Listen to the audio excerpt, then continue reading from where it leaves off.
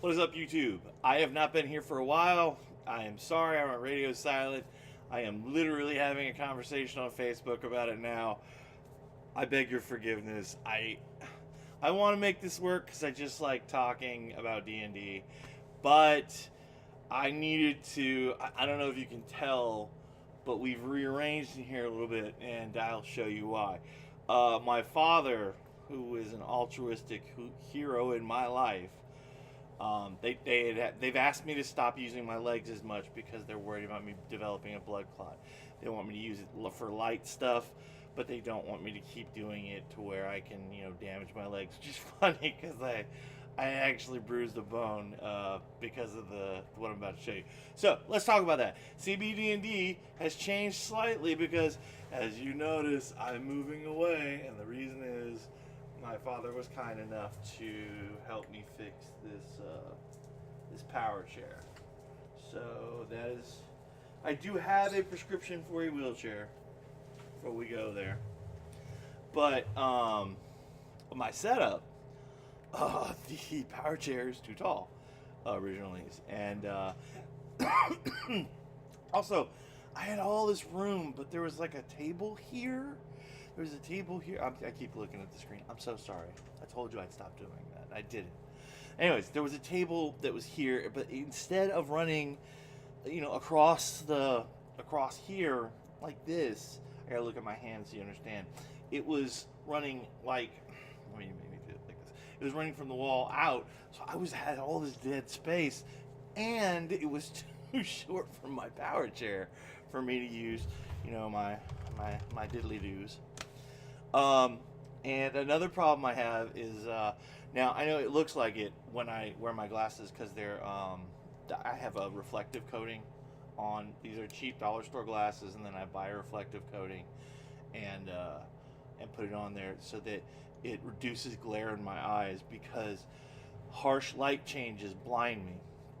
Another really nice side effect is it actually strengthens the plastic, and this is from me hitting myself with a nail. I want to explain that. Anyways, but CAB D&D. Let's talk about D&D this week. D&D this week, I DM'd. I haven't DM'd in a long time live. If you're familiar with the Xanth novels, I wanted to do something. I wanted to pull a game from a concept I really liked in those by Piers Anthony. If you haven't read them, they're very fun. They're very amusing, and they're very good. They're very good books. I have a personal connection to them because one of the characters that was written in later, named Jenny Elf, I was friends with when we were children, and she's a great human being, and so I really got into the novels even more, and then it's awesome. They're really awesome. Oh my gosh, I just realized I'm wearing like 900 rings on this chain still. So that's what I want to base it off of. Now, if you are familiar with the novels, and this is not a spoiler, this happens in like every fucking novel, and it's not a plot device that they sneak in. It's a plot device they use regularly. There is a man there. Now, everyone in Xanth is supposed to have magical power. And when people don't, they go to this guy called the Magician Humphrey. And they ask him, because his ability is to answer questions, I haven't read these books since I was like 14, so we're talking 42. I don't know, I'm bad at math, which is funny since I'm a DM. But yeah, that's what's going on with that. So it's like, all right, well, we'll do this, and we'll go through this adventure, and then we'll see what happens, and that's how the books kind of go. So now the catch is, if you ask the Magician Humphrey for a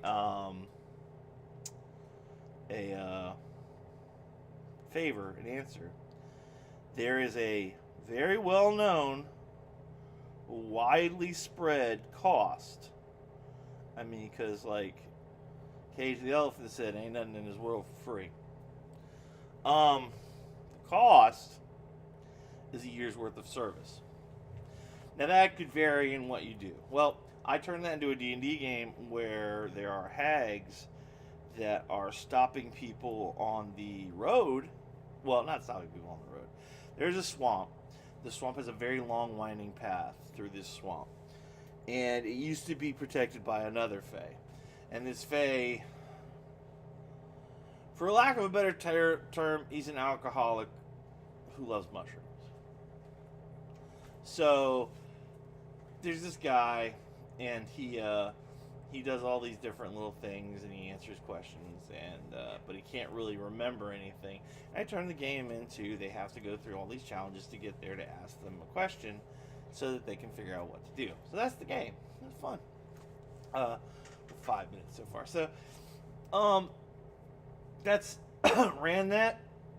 I actually expected that there was a chance that if they figured out, because I've had this happen, every DM in the world is about to say, "Oh, I feel you. I've had this happen." You can plan out all the little riddles and traps you want, but sometimes they A, find a way around it, B, figure it out right off the bat, or C, they avoid it just enough for the thing to fail. So they meet things on the road. And the thing is, like, no one ever comes to this swamp, and they're stuck here for a year, and they're stuck here. Now they get their answer, which is also a wish. They ask something, and the hags agree to fix it for them for a price. Now it's a year's service, depending on what it is. Sometimes there's more added. So, because hags like to mess with people. So the first thing they get to, I'm not going to tell you the whole adventure, I'm just going to tell you how I played it. I would give the challenge guys, like, they run into a cave, they don't run into the cave, they find a cave on the road. They don't go into it, but out of it comes 2 mana cores. And they're all level 3. 2 mana cores is kind of a scary thing for this party of 3 level 3s.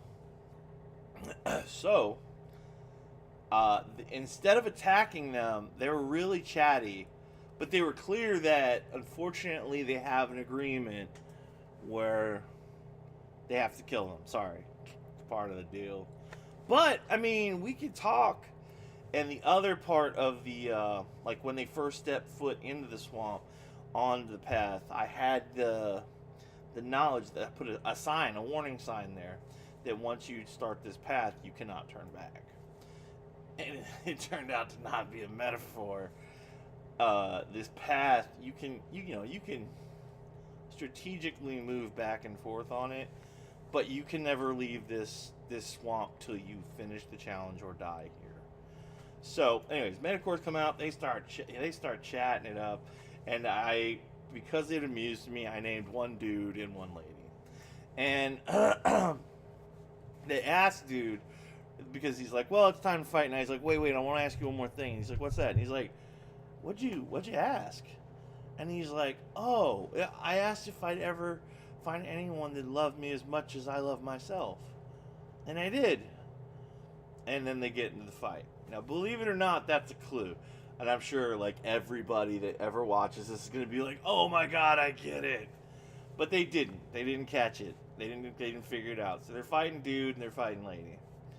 And finally, someone says to someone else in the group, "Hey, what'd you wish? What do you think she wished for?" And it clicked. Holy crap, she's the wish. She's the answer. So they stop fighting. They stop focusing on her at all. And they just jump dude.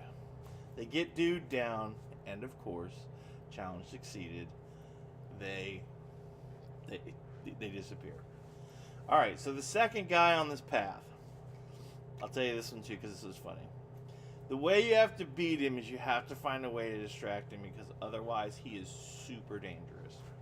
So there's an Ed on the path. And everybody's modified a little bit. For instance, the Manicore had another Manicore. The Etten, one of them was asleep. One of the heads was asleep. And they're called Biff and Boff. And one of the heads was awake. And so when they came up the path, one head woke up the other head. And instead of seeing all of them, my daughter decided she wanted to play. I was like, "You need to play a character you've never played before, like a class, She plays a bard named Zippity Doodah." So she engages them in a very successful conversation while the rest of the group is getting behind them in the swamp. And they are both so enthralled with her that then she asks the wrong question. So excited, because her character is very excitable. So excited, she says, "What'd you guys wish for?" And he's like, "Oh man, do you want to see it?" Here's the wrong answer. "Yeah." So, the hand on the one side.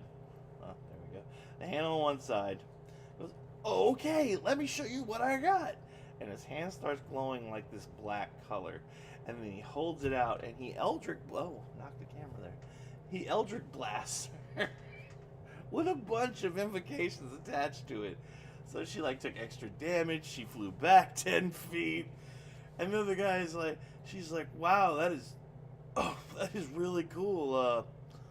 Wow, that's cool. You're right.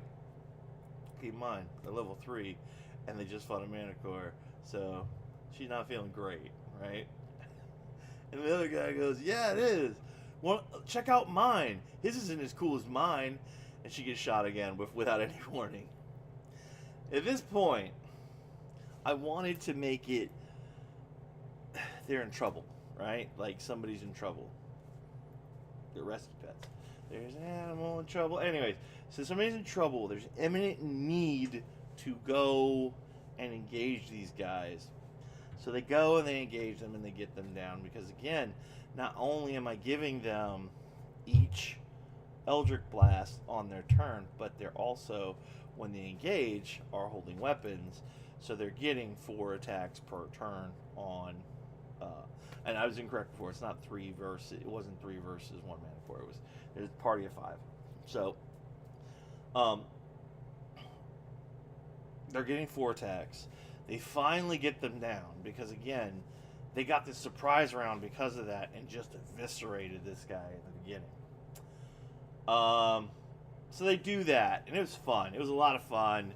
And you're like, "Oh, man, I'm so glad you guys figured that out." Third challenge on the road. I wasn't going to do all these. I really wasn't. But I want to now. So third challenge on the road. They don't have enough time for rest because they can see that there's something moving in the trees just down the road that was watching the Edens. And it turns out, and all I say, because they're level 3, you're level, you don't know listen, I'm gonna tell you something about DMing and playing as a player. You, as a player,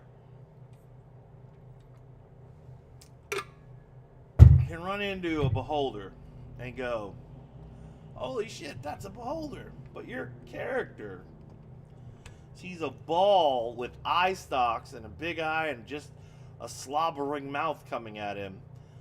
He doesn't know what that is. That is, that's all kinds of bad coming at him. That's what he sees. So there we go. So, alright. So we go through this whole thing. Anyways, it wasn't a beholder, I'm sorry. I just say, you see through the trees a red dragon. I don't give them a size. They don't ask. So,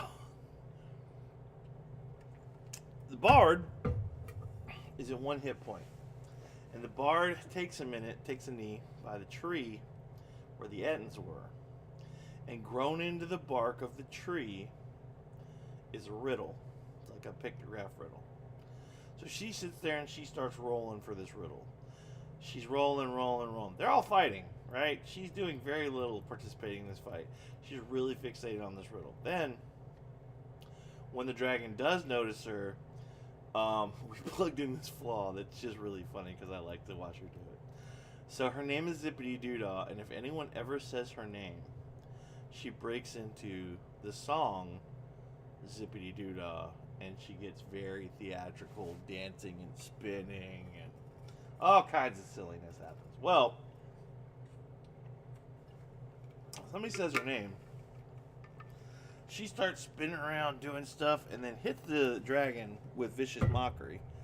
Because I said she could do that. Instead of insulting it, she could perform and hit it with Vicious Mockery and not roll the perform skill. No, we're not making it that OP. Sorry, fam. That's not gonna happen. All right, anyways, but she performs it, and then she can use Vicious Mockery, and then she can also Bardic Inspiration because she's performing, and so and sometimes if she gets a high enough roll on her perform, what I will do is I will give her an additional action, right? Because I just think that's bards are very, they don't just like standing still going tiptoeing through the tulips. They're not just standing still, they're like all over the place putting on a show. So she's doing her thing, and the dragon realizes that this is the help. Like, this guy carries bags or something. All right, back to the fight, and it's like, oh, you know the part in Jack. If you ever heard the Lonely Island song Jack Sparrow, there's a part where Michael Bolton, like, they're like doing this heavy like club rap, and it's all serious, and he's singing about Jack Sparrow, and somewhere in the middle of the song they get to the cut where he's supposed to lay down his next track. He goes, okay, now back to the good part. And that's exactly what happens with the dragon. The dragon's like, okay, now back to the good part, and just flies over and starts balling them up, blowing them up, separating them, flying up, individually hitting them. They are going to lose this attack. This fight is they're going to lose. They're missing something. I keep telling them to roll, and then I go, you know you're missing something. Something is happening here. They make the roll. No one can figure it out. Finally, I decide I'm not going to just murder them, because I don't want them to treat everything like, oh, we just got to hobo murder everything. I want to give them a clue that they approach this wrong. So, as he flies up in the air, he rolls a 6 to recharge his breath weapon. Now, his wish is that he wished for the blood of the first ancient red worm. Okay, he wanted that. So that's what he has. And now his wounds are healing. Okay, and he is expanding this. He is going to. It's very obvious when this ball of fire comes out of his mouth, all of you are dead. And he goes, and none of you even knew the answer to the riddle. And I love my child. Zippity goes, I'm not going to say what the answer was, in case you ever like, this is a really good idea. You can write me at cbdndmail@gmail.com, and I'll tell you what the riddle was. Like, I'll tell you what the pictogram riddle was, and then what it looks like and what they have to figure out. So she blurts out the answer just matter of factly, and the whole time he thought that she was like, special. And so he stops, and you see him, like, he just kind of freezes in air, and he looks at her and he says, the fool knows the answer, and then he explodes in the air, like Death Star style, like rings of fire going everywhere in the sky. And everyone stops and turns and looks at her, and she's like, what? Sometimes you just gotta read a good book. And then she's like, and just starts skipping off down the path. She's like, we should really take a rest. I killed that dragon with only 1 hit point. So that's the kind of thing I did. And it was dramatic. It was intense.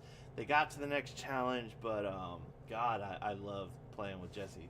But he was only here for a short period of time for the Christmas break. So this was his last game with us. And I was like, look, guys, we got to wrap at 9. It's like 8:30. And he's like, let's do it. Let's do it and just try it. So I get them to the next challenge, and immediately, like, they realize it's not a straightforward challenge. Like, there's a lot involved in getting through here. And so they're like, okay. And I was like, look, man, you guys haven't even started the combat or solving the puzzle, and it's 8:45. You're not going to do this in 15 minutes. I am certain of it, because the amount of actions it would take you to do this is going to be longer than 15 minutes of you guys playing, unless you know, you all suddenly developed telepathy and read my mind on how to beat this. And he's like, you could tell us. And I was like, I could. But I put a lot of work into this adventure. And this puzzle in particular is very complicated. And each of these has to get more complicated as you get closer. And they're like, yeah, we understand. And I was like, I apologize, Jesse. I was like, I really wish you could be here for this. But, yeah, so that's what I did. I took them through what I called the Swamp of Hope. Yeah, that's what I did this week in CBD&D. I'll probably make another video sometime. There's 2 more videos because I missed last week to make it up. So I'll do another video this week. My favorite class. I'll go 2 favorite classes.